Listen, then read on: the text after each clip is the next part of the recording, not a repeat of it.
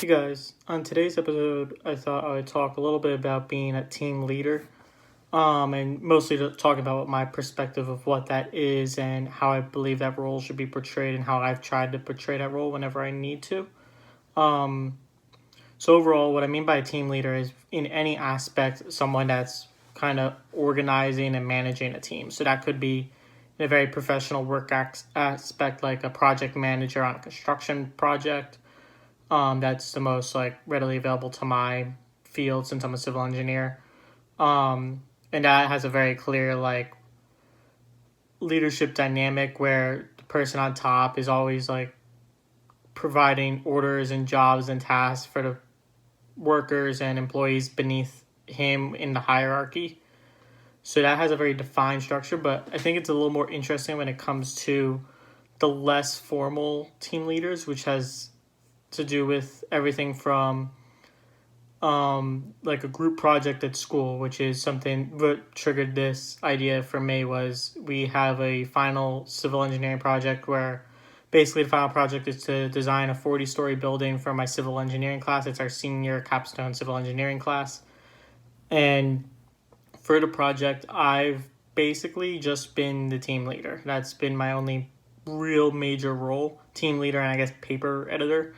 But the project as a whole mostly relies on using a heavy duty structural analysis software to design and test and analyze the building. And my technology does not have the capability to run a program like that.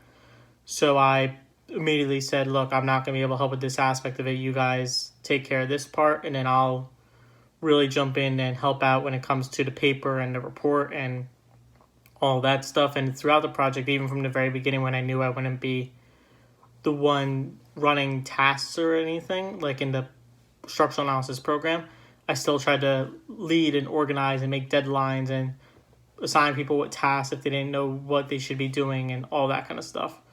So that's just me kind of talking about an example of it. But overall, if I were to kind of define what a more informal leader in that sense is, someone that takes on the lead of a group when there isn't a defined job title for a team leader, I believe it's someone that, one, is able to direct everyone to be as successful as possible in their given task and have the whole project be as successful as possible. That's my primary definition of a leader in general. If you ever ask me, oh, what does it mean to be a leader?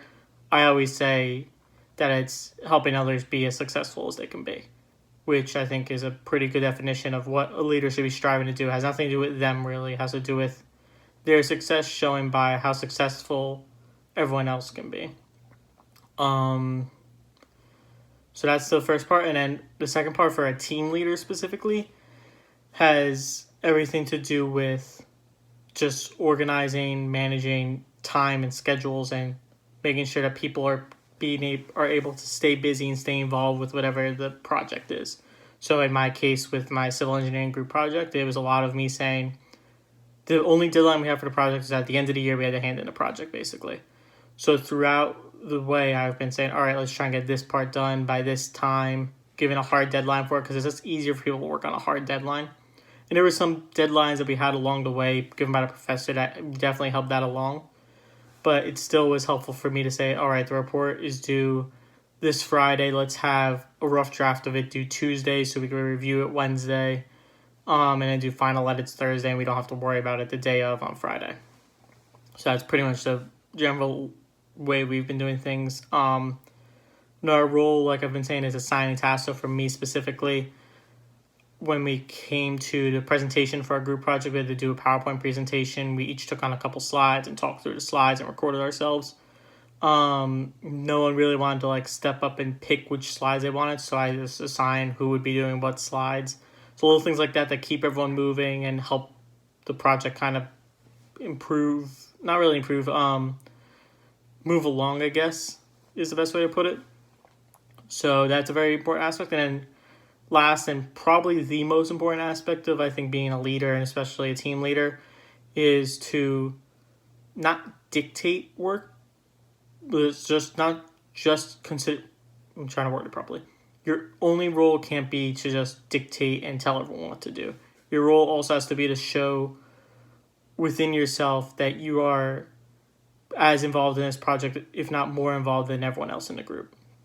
So for me, in this project, that was very, very difficult because I didn't have the software that was required to do the project. So when it came to that, I was sitting on every single workshop that our software guys were working with the professor. Those workshops where he would talk through the software and any questions and all that, so that at the very least I was A, present, B, able to bring up points that they might not have thought of during the presentation that they want, or during the workshops that they wanted to ask or that should be asked.